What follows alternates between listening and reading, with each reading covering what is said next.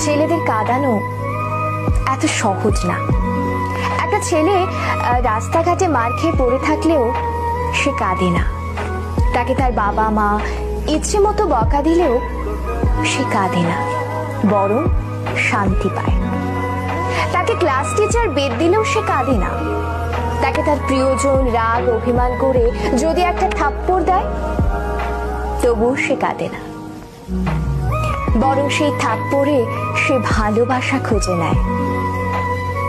এক কথায় বলতে গেলে ছেলেরা কাঁদেই না।